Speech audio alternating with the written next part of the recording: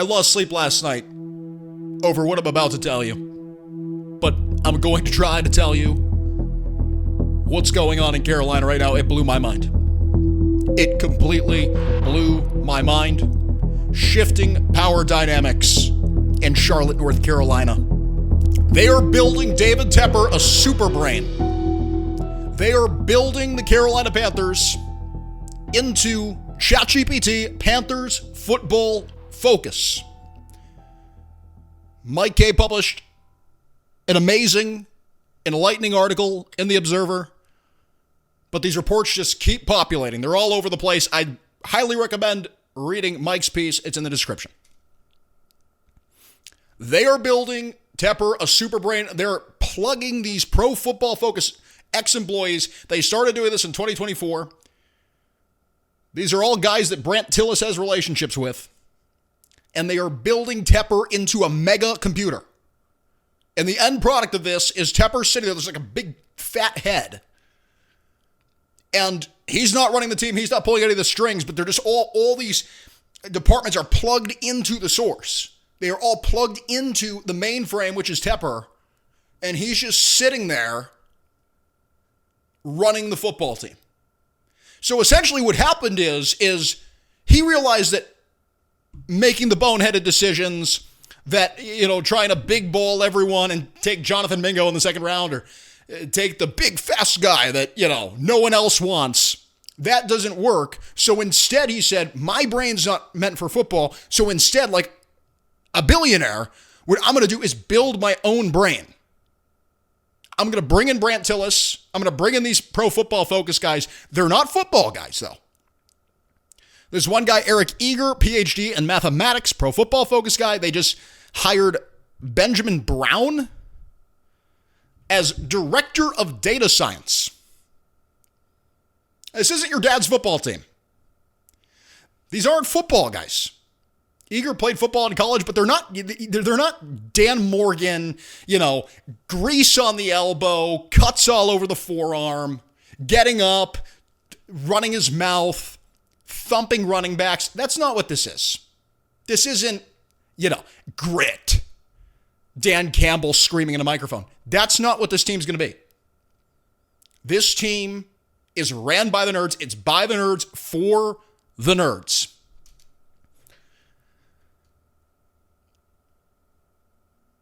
And that's why I think the hot seat has completely changed in Carolina. There are three guys on the hot seat right now. Evero is number one. You can't go from bottom of the league in points and yards allowed in 2024, and then 29th in points allowed in 2023, and then put up another subpar year where you're at the bottom of the league in defense. If that happens again, I think Evero is gone. I'm not saying it's going to happen, but look, he's tasked with leading a horse to water, and his team, the roster, is made up of ponies. It's not going to work. Canales and Morgan, I think these are your face guys. They're stamping their approval on everything. For that reason, they have a lot of power, but they're also disposable. If it hits the wall in Carolina, Canales and Morgan are gone. They're on the chopping block. Not saying this is going to happen. I think the Panthers are going to be pretty good. I think the offense is going to take a step forward. I think hopefully the defense looks pretty good. We'll go more into how things are shaping up after the first week of training camp. But again, if there is a hot seat in Carolina, Morgan, Canales, like executives in any business, you're the one with the power. Well, if the result's not there, it's not going to be Brandt Tilis and the nerds. It's going to be you, Dan Morgan. And it's not going to be Bryce Young, who, I guess, barring any sort of complete abomination of a season, is probably going to be your quarterback of the future. If this thing hits the wall, it's Evero is number one. I think he's definitely on the hot seat as it is. And then Canales and Morgan. But I base this in the idea that the front office is being built and centered around these data people. It's these data people that are getting credit, that are informing the team's decision-making. They're mathematics majors. They're not football players. And I find it funny. You remember when Pro Football Focus gave the Panthers an A-plus draft grade? All the inputs, because that's what these people are. They're like data inputs. You like run a cord from Brandt Tilis into the front office. You run a cord from Eric Eager. They sit down. You need like an HDMI cable. And it's like plug in. These are the guys who are involved in the decision making. Of course, PFF likes the decision making. They're from PFF. What do you think? PFF's going to say, no, Eric Eager's dumb? Our former vice president, Eric Eager, former vice president at Pro Football Focus, you think PFF's going to call him dumb? Of course not. New director of data science in Carolina, Benjamin Brown, you think Pro Football Focus is going to say he's dumb? He used to work for the company. And this was a telling quote. And this quote was so amazing. Mike Kaye, again, thank you so much, Mike. Highly recommend reading the piece on the analytics approach that the Panthers front office is taking. But I find this quote so telling from Brandt Tilis. We don't have to win every deal, says Tilis. But at the same time, we can't lose the deal either. What's that even mean? This is one of those guys that's like too smart. So smart that when you talk to him, you become more stupid yourself. You know what I mean? Like, have you ever talked to that person that's just like so genius, so smart that like there's just a million things being put into your brain that ultimately their analysis becomes your paralysis? Now, I think there's a little bit of that there. I think it's good that they have the data approach. I think it's good that finally they're not just going into the draft and swinging it around and just picking the guys that look cool. Like they're kids picking out Hot Wheels at Toys R Us. But still, it's a much different approach. And I think when you hear all this talk about the long-term future of the Panthers, this is what they're talking about. This is what they're building, and this is the infrastructure that's going to be there for 10 years. I think ultimately, when they say that, again, Morgan, Canales, they all perpetuate the same narrative that comes from the PR people and up top about the development. We're going to go into Morgan's exact quotes. This isn't talking about Canales' job security. This is talking about the data-driven approach of the front office. This is talking about building this department with, again, Panthers football focus is what this front office is. That is what they're talking about. I also found this tidbit very interesting. Mike Kaye, again, he is on top of all this. I lost sleep over this because I think this article is that powerful. Mike Kaye. Morgan was able to trust the analytics because of the work that Eric Eager and his team, overseen by Tilis, the nerd team, the geek squad, those are my words, not Mike's, had done dating back to Eager's arrival following last year's draft. And now Eric Eager, so he gave this quote to the Observer on the decision to stay at number 8 and pick Tetairoa McMillan. This is what Eric Eager had to say. We know that the gravity of the kind of time we put into all the draft work versus sort of the shiny object in the moment, which is a trade offer. So Eric Eager on the Panthers' decision to stay at number 8 versus accept the trade with the Rams. We don't know what the trade value was. We don't know what the Rams were willing to offer. But this is what Eric Eager is saying. The shiny object in the moment was the trade offer. I think that's a little bit of a tidbit into what went on in the war room. I think there were high-ranking Panthers officials, I would even say Dan Morgan, who wanted to trade back. And that shiny object, that's what Eric Eager calls it. We had to say no to the shiny object because Tetairoa McMillan, according to our spreadsheets, Dan, you got to listen.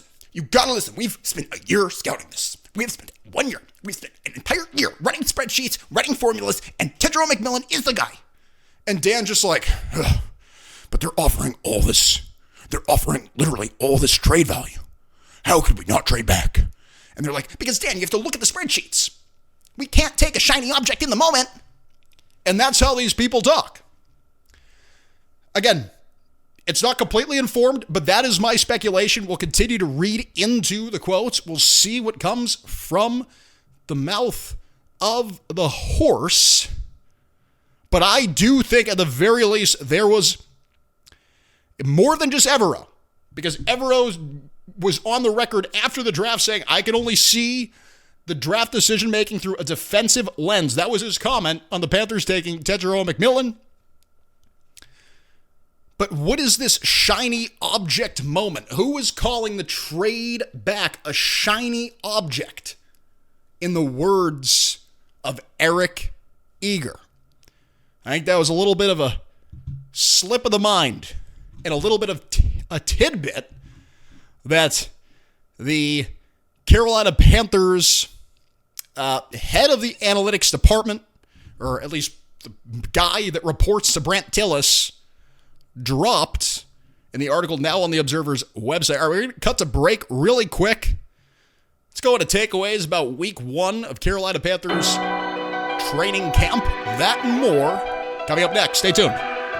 They are spreading rumors. They are telling you that the tone is powered by AI. Do not listen to them. They're wrong. It's actually the tone sign.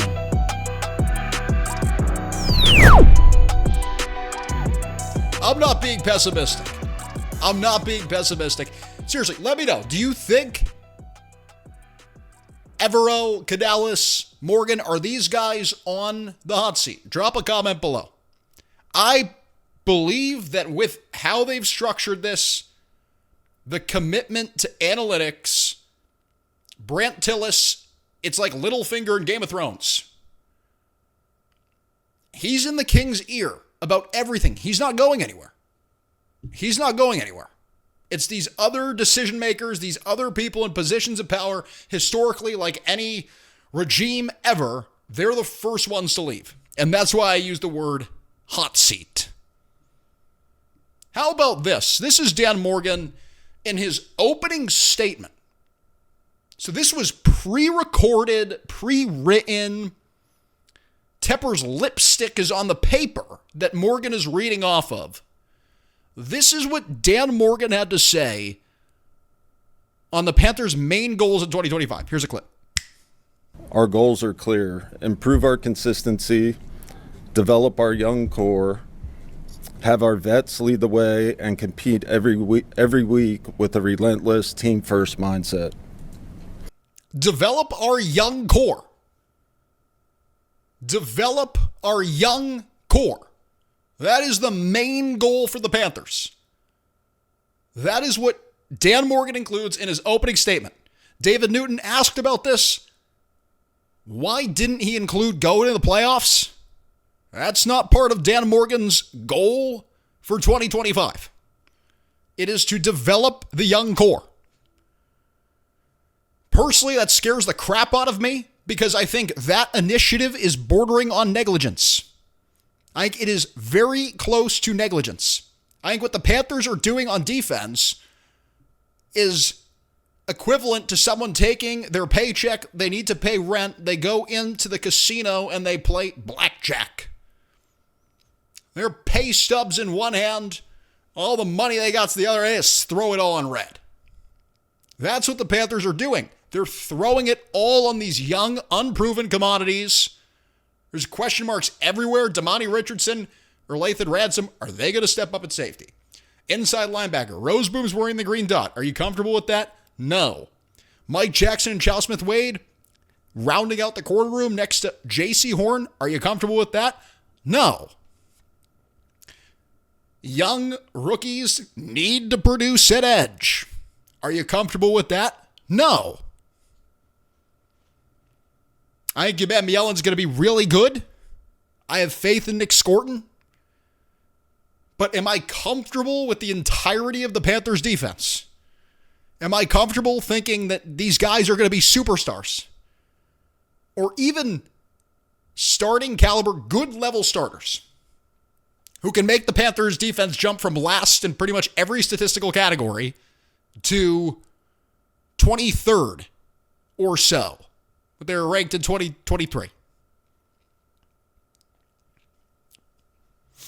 Do I think they have the ability to do that? I think it's a stretch of the imagination. And development as a number one goal is questionable. And I think Dan Morgan himself even questions that. Because he's reading that off the paper. This isn't him giving a locker room speech. That's not what this is. I also found it interesting. He goes, relentless team first mindset. The Tone has been saying this. Hashtag Tone was right. Hashtag Tone was right. I might be the only one saying that, but I'm going to say it because I was right. I told you. They are putting a ton of emphasis on personality. Jadeveon Clowney's gone. And it's for a reason. And bring in Jair Alexander. And it's for a reason. They want guys who are bought in, are not necessarily focused on winning now, going to the playoffs. That's not goal 1A. Goal 1A is develop our young core. And if we improve the consistency, that's good as well. It's not, let's win now. Let's win as many games as possible. Let's beat the Bucks. And let's win the South. That is not what I got out of Dan Morgan's opening statement to training camp. That is not what I got out of it.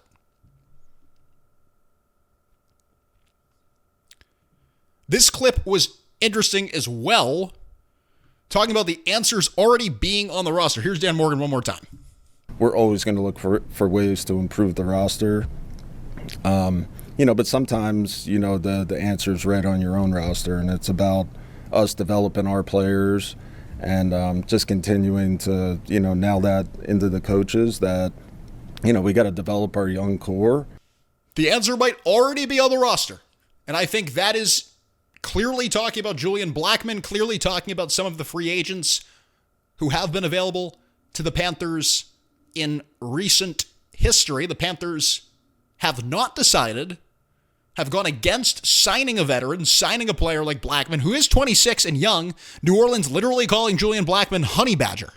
Honey Badger, that's what they're calling him. That's not even Saints.com writing that. I believe that was NBC. Honey Badger replacement plan. Julian Blackmon. Honey Badger 2.0. 1 year, $5.5 million. I don't know if the guarantees are available yet. When I last checked, they weren't. This is a guy you could have had.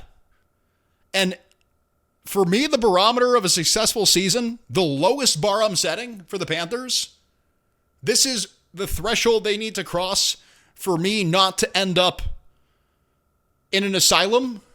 They need to be better than the New Orleans Saints. If Tyler Shock shocks the world and is better than the Carolina Panthers, and he's doing more than electrocuting his coach, Kellen Moore, whose hair is literally sticking up on the sidelines already at training camp in New Orleans, if Tyler Shock is shocking the nation and he's better than Carolina, which would be a shock to me, because the Saints are a disaster. They literally had to fire their head coach last year after they played Carolina. If they are better than you, and Julian Blackmon next to Justin Reed, that's what they're doing. That's what New Orleans' plan is at safety. They're not talking about Demani Richardson. They're not talking about undrafted free agents starting and having huge roles and talking about development being the main goal of the season. New Orleans GM's not standing there in front of a mic going, develop our young core. We're not signing Julian Blackmon. Why would we ever bring in bona fide talent? Why would we ever bring in proven commodities? We have a team of great rookies. These great rookies are going to continue to develop, and we will improve consistency as a byproduct of that. That's not what the Saints GM is saying. They're not New England. They're not the proverbial trust fund kid of the NFL spending $200 million on the first day of free agency. They're not doing that. But they're signing Julian Blackmon. It was low-hanging fruit. You could have had him. He was injured last year, still had a really good year, and now he's in New Orleans. Let's talk about this, though, because The defense has been the bright spot. And I think Yellen's adding a lot of juice. The controversial hit on Bryce Young, I thought it was a good thing. Canales cleared the air with that, said he looked at the tape, it wasn't that bad. I think he's covering for the young player because I think personally Canales, like Dan Morgan, they're bought into this. They want that type of player. I think they like having that bad guy, that villain. And this team has not had that in a while. You have not had that type of villain. A little bit dirty, a little bit nasty in a good way. Not too nasty, not Bountygate, but nasty. They haven't had that.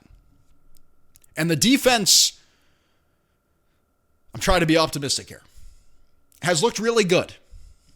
I'm concerned because I would like the offense to look better. You've built this thing to be offense first. Tetero McMillan and Bryce Young, Kaye connection. Xavier Legette takes a step forward. Adam Thielen rides off into the sunset in grand fashion.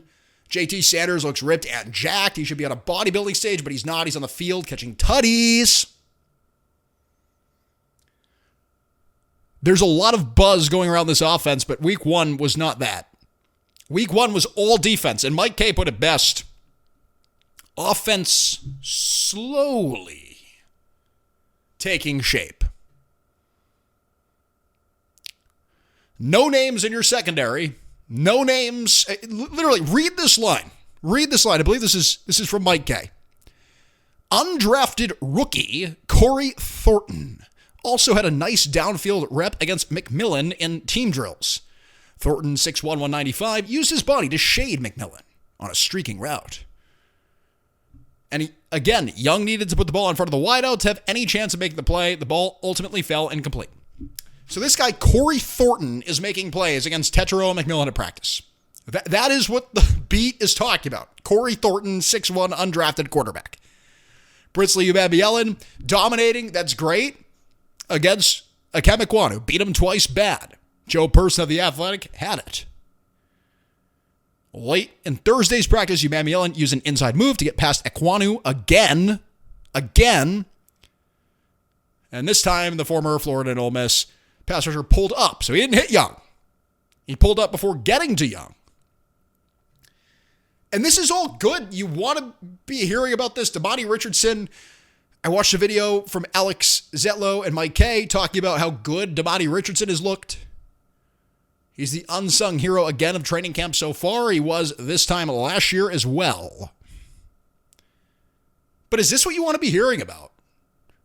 I want to see next week, as we progress into August here, what I want to see is Carolina Panthers offense makes Carolina Panthers defense look stupid. Bryce Young literally has defenders on skates. Tetero McMillan jumps over 3 defenders, catches a jump ball, takes it to the end zone, spikes it on the ground, and then rips his helmet off. JT Sanders is super jacked and super ripped, goes across the middle, takes the ball out of the sky like a freaking hawk, runs it into the end zone, throws the ball into the non-existent crowd, and then does that Randy Moss touchdown dance where he pretends to pull his pants down in front of the defense. And then there's a team-wide fight. Is that too much to ask for? Is that too much to ask for? And seriously, I think we all expected the offense to be a lot better. And right from the start, and I will use the excuse, Tetero McMillan's getting assimilated, first time in pads, I get it. Xavier Legette's probably in a different type of role. There's been some hamstring issues going around. Guys are getting assimilated. But it's the same offense. It's Canales' scheme. They've played in the offense before. I would hope that these guys just jump right in. And it would be the defense that's inconsistent. It would be this defense with new players, new names, old names, and new roles that would be struggling to get it together early on. It's not that the offense isn't struggling, but they're slowly taking shape. Slowly. No, this needs to be electric. Otherwise, Tyler shocked the world. might be an imminent danger to the Carolinas. There might be electrocutions in the Carolinas when the Saints come to town if this thing doesn't shape up quickly. That's it for this segment. Thank you so much for tuning in. We have so much more for you next week. More's to come. Stay tuned. Tell your family about the tone. Scream the tone as loud as you can. I couldn't do this without you. I read every single comment. I'm not joking. Your comments are like downloaded into my brain. Tepper might be the super computer for the Panthers. I am the super computer taking your comments and then inputting it into all the information I'm absorbing and then projecting it out and screaming it as loud as I can. They will hear our voice. This is the tone.